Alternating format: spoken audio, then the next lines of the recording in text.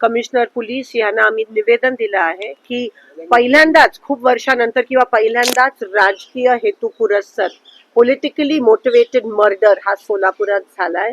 Law आणि order, कायदा सुव्यवस्था पूर्णपणे कोलॅप्स झाली आहे. प्रशासन पूर्णपणे कोलॅप्स झालंय. पोलीस आणि प्रशासन अतिशय खूप मोठ्या प्रमाणात भारतीय जनता पक्षाच्या दबावाखाली काम करत आहेत असं दिसून येत आहे. भाजप साम दाम दंड आणि आता लोकांच्या रक्तासाठी भुकेजलेली आहे. आता लोकांचे बळी सोलापुरात जात आहेत केवळ बिनविरोध निवडणूक होण्यासाठी. हे सगळे प्रकार चालू आहेत आणि सत्तेचा माज आणि सत्तेची एवढी लालच या लोकांना आली आहे की आज कोणत्याही प्रकारची जी महाराष्ट्र आणि सोलापुराची जी संस्कृती आहे त्याला काळीमा फासण्याचं काम हे भाजपने केलं आहे. आम्ही अजिबात खपवून घेणार नाही.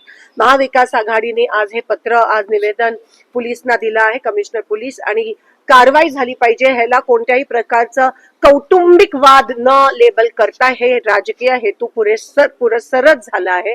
आणि आज सीपीने रेकॉर्डवर आणलंय की 100% पॉलिटिकली मोटिवेटेड आहे. कारण का कोणाचा तरी फॉर्म विड्रॉ करण्याच्या दबावाखाली हे करण्यात आलं आहे आणि त्याच्यातून हा मर्डर झालाय. पोलिसांनी कारवाई केली पाहिजे, सीडीआर तपास झाली पाहिजे, जे कोणी दोषी आहेत त्यांना अटक झाली पाहिजे, एक स्पेशल कमिटी ह्यासाठी नेमली पाहिजे, हा आमचा आग्रह आहे. एवढाच नाही तर इलेक्शन होईपर्यंत ही इलेक्शन पारदर्शक झालं पाहिजे. यासाठी पण पोलीस प्रशासनाची कोणत्या पद्धतीत तयारी आहे, कारण का अमाप पैसे वाटप होणार आहे. 10च्या नंतर पण आचारसंहितेचं उल्लंघन होणार आहे. जे सत्ताधारी आहेत त्यांना तुम्ही करायला देणार आणि आमच्यावर दबाव आणणार. जे तडीपारच्या नोटिसेस आहेत त्या दोन्ही साईडला मिळाल्या पाहिजेत, गुन्हा दाखल हे दोन्ही साईडला झाले पाहिजेत, नाहीतर बिनविरोधच करा, आम्ही इलेक्शन मध्ये भाग घेणार नाही, अशी ताकीद आम्ही या ठिकाणी पोलीस कमिशनरना दिलेत. आणि कोणत्याही दबावाखाली न येता एक चांगले पोलीस ऑफिसर म्हणून तुम्ही काम करा. पोलीस प्रशासन अतिशय खूप मोठ्या प्रमाणात दबावाखाली दिसून येत आहे. फॉर्म भरायच्या दिवशी पण, फॉर्म विड्रॉलच्या दिवशी पण आणि भरायच्या दिवशी पण काही ठिकाणी दिसून आलं की त्यांच्या लोकांना आतमध्ये सोडत होते आणि आमच्या लोकांना नव्हते सोडत. अजूनही जे इलेक्शन यंत्रणा आहे त्यांच्याकडून याद्या डिक्लेअर झाल्या नाहीत, हे तुम्ही बघू शकता. मुद्दामून विरोधी पक्षाचे काही कॅन्डिडेटची नावं पण या ठिकाणी यादीत येत नाहीयेत. हे पहिल्यांदाच गंभीर स्वरूपात असं झालं असेल आणि ह्याचा किती मोठ्या प्रमाणात दबाव आणि किती मोठ्या प्रमाणात तुम्ही लोकशाही आणि संविधानाची हत्या करताय. तुम्हाला कसली भीती आहे? तुम्ही आमचेच कॅन्डिडेट एक तर पळून घेऊन जाता, त्यानंतर तुम्ही 3 नंतर एबी फॉर्म द्यायला, 3 नंतर कोणतेही कागदपत्र, एबी फॉर्म असो किंवा नसो, तुम्हाला स्वीकार करण्याचा काही अधिकार नाहीये. ते साफ डिस्क्वालिफिकेशन साठी ग्राउंड बनू शकतं. आणि म्हणून आम्ही रिट पिटिशन हायकोर्टमध्ये दाखल करणार आहोत. लीगल नोटीस देखील आम्ही पाठवतोय.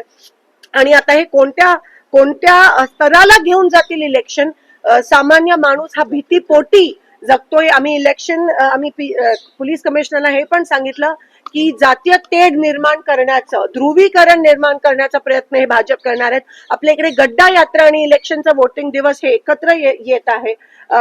हा लोक एवढ्या खालच्या पातळीला घसरलेत की सत्तासाठी रक्त या ठिकाणी लोकांचं घ्यायला तयार आहेत. आणि म्हणून ही काळीमा सोलापूरवर, हा कलंक नाही यायला पाहिजे. इथे आम्ही सुसंस्कृत आहोत आणि तुम्ही जे भाजपचे पदाधिकारी आहेत त्या पदाची काहीतरी लाज ठेवा.